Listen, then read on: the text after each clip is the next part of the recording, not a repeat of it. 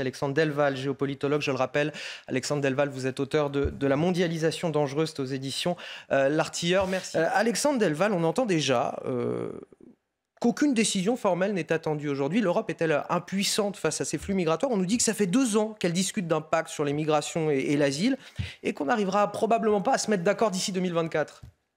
Alors on n'est pas du tout d'accord, on n'arrivera pas à se mettre d'accord, et j'irai même plus loin, même si par miracle on arrivait à se mettre d'accord, le problème de fond, c'est l'Angleterre qui l'a soulevé de la manière la plus radicale avec un peu l'Italie et la Hongrie, c'est qu'il y a aujourd'hui une sorte de jurisprudence qui va au-delà des lois des pays, qui empêche toute souveraineté des pays.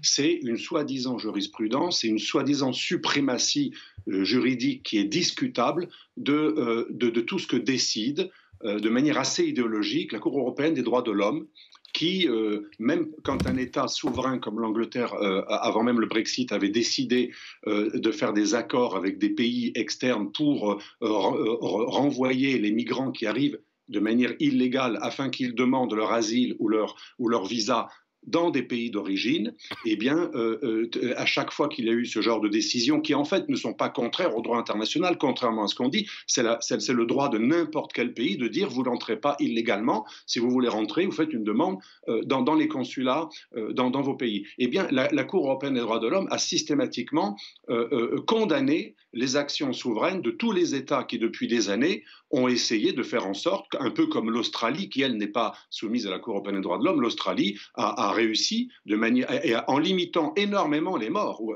pratiquement les réduisant presque à zéro, l'Australie a réussi à faire en sorte que plus personne n'arrive illégalement et que les demandes soient effectuées soit dans les pays d'origine, soit dans des îles dans l'Indo-Pacifique, avec des pays avec lesquels il y a des accords, et tout ça est parfaitement légal. Ça s'est parfaitement passé et il n'y a plus de morts pratiquement au large de l'Australie, alors qu'avant, lorsqu'il y avait un laxisme, c'était un appel migratoire qui faisait rêver plein de gens pour un Eldorado et qui, en fait, effectivement, entraînait de nombreux morts. Donc le problème de fond, c'est est-ce que nos hommes politiques auront un jour le courage de dire c'est pas aux ONG de décider quelle est la politique d'un pays. Un pays souverain, c'est le Parlement qui vote les lois et le peuple éventuellement par référendum. C'est ni aux ONG ni à la Cour européenne des droits de l'homme, sachant qu'un pays souverain, en droit international aussi, a le droit de sortir de n'importe quel accord qui ne lui convient pas. Certes, on dit pacta sunt servanda, le droit oblige international quand on a signé un accord, mais on a le droit de sortir d'un accord. On a même le droit de sortir de l'Union européenne. Ce n'est pas mon but, ce n'est pas ce que je propose, mais un État souverain peut sortir de n'importe quel accord qui l'empêche de mener une politique souveraine. C'est le problème de fond. Tout le reste, c'est de la discussion absolument, pratiquement, j'allais dire, inutile. Écoutez, je voudrais écouter Alexandre Delval qui est avec nous, comme il va rester jusqu'à 12h30. Je voudrais qu'il puisse intervenir, il souhaiterait apporter quelques précisions. Alexandre Delval, on vous écoute. Non, ce que je vois, c'est qu'en Italie, où je suis la moitié du temps, il y a une perception extrêmement négative de la France qui a totalement déstabilisé l'Afrique du Nord et l'Afrique noire indirectement avec l'opération en Libye et qui donne des leçons de morale après avoir fait l'équivalent libyen de ce que les Américains ont fait en Irak. C'est quand même assez culotté. Et sur les 3500 migrants clandestins, parce qu'il faut quand même rappeler que c'est des clandestins et la plupart ils ne sont pas éligibles à l'asile, la France n'en a pas accueilli plus de 100. Elle s'était engagée à en prendre 3500. Donc il y a une immense hypocrisie. Finalement, on dit Meloni fait du politique politicienne, mais même les gens qui sont du Partito Democratico en Italie sont assez critiques vis-à-vis de cette hypocrisie française. Prenez plein de migrants, etc. Mais nous, ça va être très exceptionnel, momentané, c'est ce qu'on a dit pour Toulon, et en fait, c'est vous qui payez le fardeau, et finalement, à 20 000, c'est toujours exactement pareil, la France ne joue pas du tout le jeu de l'accueil et elle les renvoie systématiquement en Italie. Donc je trouve extrêmement hypocrite cette façon de dénoncer l'Italie. D'ailleurs, n'importe quel gouvernement italien aussi peut être est très souvent critiqué, alors que la France n'a absolument pas pris sa part dans le gâteau migratoire. Et ce que disait M. Taubman est tout à fait réel. C'est pas pour critiquer notre pays, mais il faudrait être exemplaire. Et enfin, pour ce qui concerne M. Darmanin, il a très intelligemment et tout à fait lucidement voulu un petit peu limiter ces flux clandestins. Il a dit dans une annonce un petit peu politicienne, on va les expulser, au moins une quarantaine ou une soixantaine, et on voit que, par exemple, les migrants mineurs sont tous partis dans la nature, et ceux qu'il voulait expulser immédiatement n'ont pas été expulsables. C'est pas de sa faute, c'est parce qu'encore une fois, le droit qui a pris le pas sur le Parlement, il n'y a plus de démocratie quand ce sont les juges qui sont plus importants que les lois, que les députés pour adopter des lois. Un juge a cassé la décision du pouvoir exécutif. Le vrai problème, je répète là-dessus, que ce soit la CEDH ou le droit français, il faut réformer le droit. Aujourd'hui, les juges sont au-dessus du Parlement, ils sont au-dessus du peuple souverain, et ce n'est plus vraiment une démocratie quand des juges non élus cassent des actions de gouvernement issues de majorités élues. C'est le véritable problème de fond. Et vous voyez, c'est pas que l'extrême droite ou les populistes, puisque là, c'est même Darmanin, c'est la majorité quand même centriste actuelle qui n'arrive même pas à faire ce qu'elle voudrait faire à cause de juges tout-puissants qui n'ont aucun contre-pouvoir. D'ailleurs, quand ces juges libèrent des clandestins que l'on devrait expulser, qui sont expulsables, et que l'expulsion n'a pas été respectée, et qu'ils violent des femmes ou qu'ils agressent ou qu'ils tuent, alors là, les juges ne sont jamais responsabilisés. Moi, je pense qu'à un moment, il faudrait aussi que les juges rencontrent un contre-pouvoir et qu'ils soient responsabilisés lorsqu'ils prennent des décisions irresponsables qui, en plus, empêchent un pays d'avoir une politique souveraine. Alexandre Delval, quand on voit cette carte, on a le sentiment d'une Europe passoire.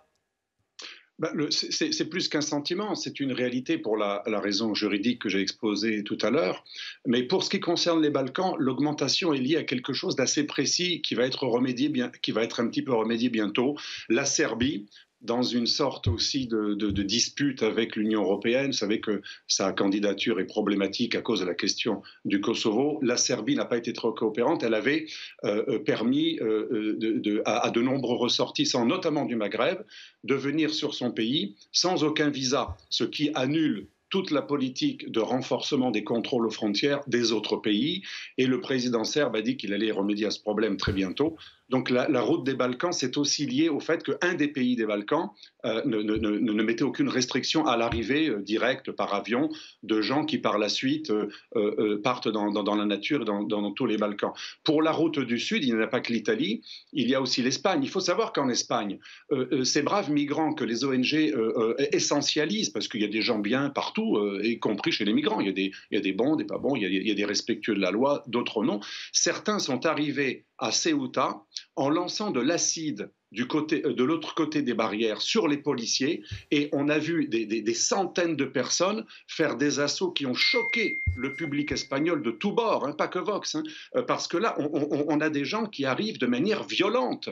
Ce ne sont pas que des femmes et des enfants, comme des braves Ukrainiens qui fuient des guerres. La plupart, ce sont des gaillards qui arrivent souvent de manière violente sur les côtes espagnoles. Il faut savoir qu'à Lampedusa, tout le monde se fiche de ce qui se passe en Italie. À Lampedusa, cette île sicilienne, il y a 3 ans, les migrants qui étaient nourris par l'Union européenne, par l'Italie, et à qui les habitants allaient apporter des gâteaux dans l'hospitalité sicilienne classique. Eh bien, ces gens n'étaient pas contents de ne pas pouvoir rejoindre différents réseaux, souvent de marché au noir, dans d'autres pays, et non contents qu'ils étaient de rester là, alors qu'ils étaient nourris, ils avaient exigé des télévisions, etc. Eh bien, ils ont tout cassé. Personne en France n'a montré cela. On montre toujours le migrant clandestin illégal sous le jour d'une victime essentialisée, merveilleuse, parée de toutes les vertus. Or, il y a de tout. Et ce qu'il faut dire aussi pour résumer, c'est que la plupart sont des faux demandeurs d'asile. Ils ne sont pas éligibles. À Toulon, on a bien vu que 90% ne sont pas éligibles et sont partis dans la nature. Et vous savez que quelqu'un qui n'est pas éligible au statut de demande d'asile, de toute façon, sera à 80% jamais expulsé. Et qu'est-ce qu'il va faire à cause de problèmes sociaux tout à fait compréhensibles? Eh bien, il va alimenter très souvent du marché noir, et très souvent, c'est pas du populisme. J'en parlais avec un des responsables des MNA, donc un haut fonctionnaire. Il me disait une énorme proportion alimente non seulement des trafics, mais aussi des trafics de drogue et la délinquance. C'est un fait indiscutable. Et dire que c'est uniquement les populistes qui inventent cela est une immense escroquerie. Fabrice Leggeri, le patron de Frontex, qui a été poussé à la démission par les ONG sans frontiéristes, était un haut fonctionnaire français raisonnable. Eh bien, il a été diabolisé. il a été diabolisé parce qu'il voulait donner un peu plus de pouvoir de contrôle de Frontex, qui est quand même chargé du contrôle aux frontières. C'est aberrant. On a accusé Frontex de trop vouloir contrôler les frontières. Vous voyez bien que le vrai débat, il est dans ce côté ubuesque de la gestion de l'immigration. Alexandre Delval, d'un côté, et des juges et des ONG, je le répète, qui ont des droits exorbitants. On a donné beaucoup trop de droits moraux et même de droits de facto aux ONG. Et d'argent, et beaucoup d'argent. C'est elles qui poussent les migrants. Je conclue là-dessus. Est-ce que vous savez que les ONG distribuent des kits aux migrants clandestins à partir de l'Afrique, où on leur explique comment gruger les autorités, comment gruger et comment profiter d'aide et passer au travers de la légalité. On a retrouvé des kits migratoires pour enfreindre la loi. Enfin, c'est quand même aberrant qu'on ne mette pas un peu de l'ordre dans ces ONG. Alors justement, l'Italie, Alexandre Delval, l'Italie demande que l'Europe instaure un code du sauvetage applicable par les ONG et Gauthier le disait tout à l'heure, Gauthier Lebret, que soit instaurée une responsabilité du pays où sont immatriculés les bateaux. C'est une bonne idée, ça, par exemple?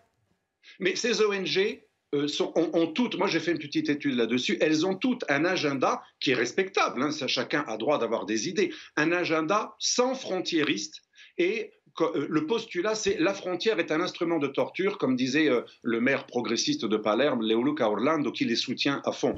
Alors c'est leur droit d'avoir ces idées, mais ça ne correspond pas au droit. Ça ne correspond pas au principe de souveraineté des États. Donc il faut remettre à leur place ces ONG. Si leur rêve, c'est d'enfreindre la loi et d'annuler même l'idée de frontière, qui est la base de la légalité de toute nation, qui est l'espace, on n'a rien trouvé de mieux en ce moment, jusqu'à aujourd'hui, l'espace pour assurer la sécurité des citoyens, le cadre national, eh bien il faut les remettre à leur place. Leur agenda est un agenda anti-loi. D'ailleurs, l'idée de désobéissance civile est très chère à ces ONG. Et donc, heureusement, le Congrès aujourd'hui européen a mis à l'ordre du jour peut-être de mettre un petit peu de réglementation, de limite à toutes ces dispositions. Et effectivement, on promet aujourd'hui de renforcer les patrouilles aux frontières de l'UE, on nous promet de fermer certaines voies d'accès et d'intensifier la solidarité entre les États membres. Et petite nouveauté, comme vous le disiez, on veut aussi se pencher sur les méthodes de certaines ONG à la proximité suspecte, dit-on, avec les passeurs. Il y a quelques années, les ONG ont refusé de signer une charte qui leur demandait justement de se conformer aux droits et notamment à respecter les gardes frontières. Il faut savoir qu'à plusieurs reprises, des bateaux affrétés qui coûtent 15 000 € par jour ont même menacé des gardes frontières en leur rentrant dedans. En Italie, ça a beaucoup choqué l'opinion publique, des gardes frontières qui sont tout à fait dans la légalité et des gros bateaux qui leur fonçaient dessus. Et ça, c'est quelque chose d'absolument inadmissible, dont la presse des services publics français ne parle jamais.